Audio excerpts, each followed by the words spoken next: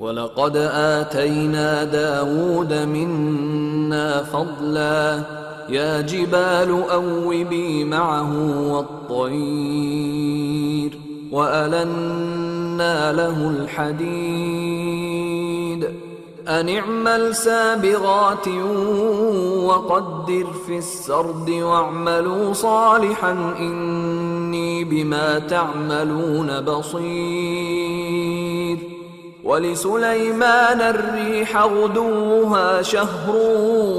वरवाहुहा शहर वअसलना लहु ऐनल क़ित्र वमिनल जिन्नि मन यअमलु बैन यदैहि बिइज़्नि रब्बिह वमन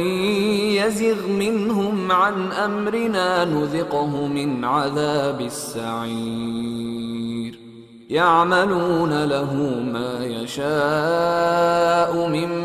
महारीब वतमासील वजिफान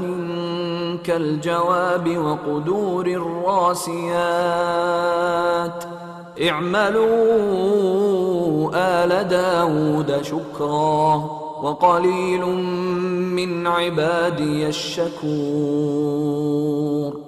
फलम्मा क़ज़ैना अलैहिल मौत मा दल्लहुम अला मौतिही इल्ला दाब्बतुल अर्दि तअकुलु मिन सअतिही फलम्मा खर्र तबय्यनतिल जिन्नु अन लौ कानू यअलमूनल ग़ैब मा लबिथू फिल अज़ाबिल मुहीन लक़द कान लिसबइन फी मस्कनिहिम आयह जन्नतान अन यमीन वशिमाल कुलू मिन रिज़्क़ि रब्बिकुम वश्कुरू लहु बल्दतुन तय्यिबतुन वरब्बुन गफूर फ़अअरदू फ़अरसलना अलैहिम सैलल अरिम वबद्दलनाहुम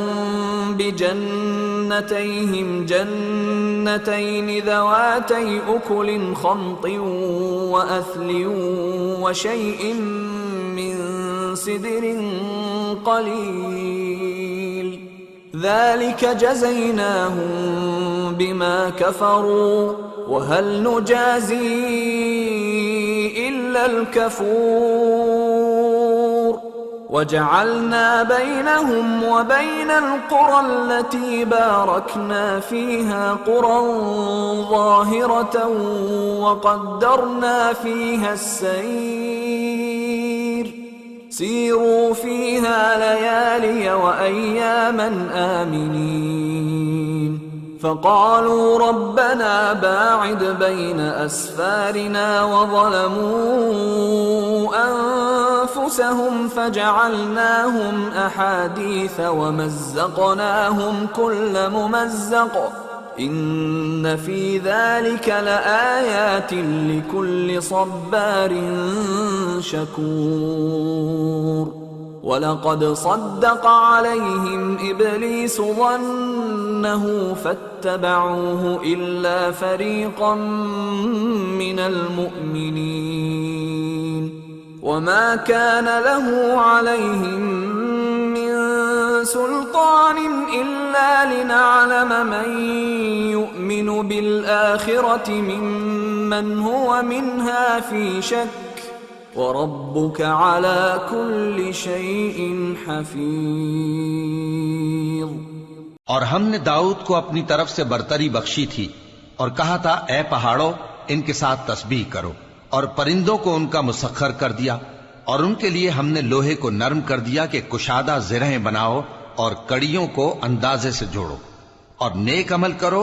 जो अमल तुम करते हो मैं उनको देखने वाला हूं। और हवा को हमने सुलेमान के ताबे कर दिया था, उसकी सुबह की मंजिल 1 महीने की राह होती और शाम की मंजिल भी महीने भर की होती। और उनके लिए हमने तांबे का चश्मा बहा दिया था, और जिन्नों में से ऐसे थे जो उनके परवरदिगार के हुक्म से उनके आगे काम करते थे, और जो कोई उनमें से हमारे हुक्म के खिलाफ करेगा उसको हम जहन्नम की आग का मजा चखाएंगे।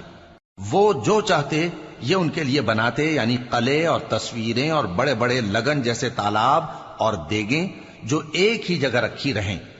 اے آل داؤد، شکر کرتے رہو اور میرے بندوں میں شکر گزار تھوڑے ہیں۔ پھر جب ہم نے ان کے لیے موت کا حکم صادر کیا تو کسی چیز سے ان کا مرنا معلوم نہ ہوا مگر گھن کے کیڑے سے جو ان کے عصا کو کھاتا رہا۔ پھر جب وہ گر پڑے تب جنوں کو معلوم ہوا اور کہنے لگے کہ اگر وہ غیب جانتے ہوتے تو ذلت کی تکلیف میں نہ رہتے۔ اہل سبا کے لیے ان کے وطن میں ایک نشانی تھی، یعنی 2 باغ، ایک داہنی طرف اور ایک بائیں طرف۔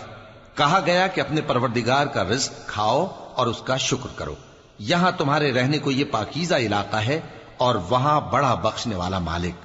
تو انہوں نے شکر گزاری سے منہ پھیر لیا، پس ہم نے ان پر بند توڑ سیلاب چھوڑ دیا اور انہیں ان کے باغوں کے بدلے 2 ایسے باغ دیے جن کے میوے بدمزہ تھے اور جن میں کچھ تو جھاؤ کے پیڑ تھے اور تھوڑی سی بیریاں۔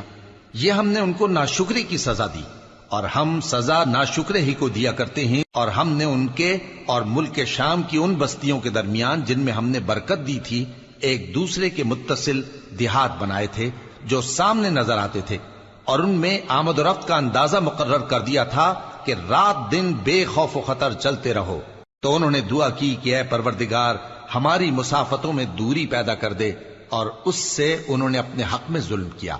تو ہم نے انہیں نابود کر کے داستان بنا دیا اور انہیں بالکل منتشر کر دیا۔ اس میں ہر صابر و شاکر کے لیے نشانیاں ہیں۔ اور شیطان نے ان کے بارے میں اپنا خیال سچ کر دکھایا کہ مومنوں کی ایک جماعت کے سوا وہ اس کے پیچھے چل پڑے، اور اس کا ان پر کچھ زور نہ تھا، مگر ہمارا مقصود یہ تھا کہ جو لوگ آخرت میں شک رکھتے ہیں ان سے ان لوگوں کو جو اس پر ایمان رکھتے ہیں ممتاز کر دیں، اور تمہارا پروردگار ہر چیز پر نگہبان ہے۔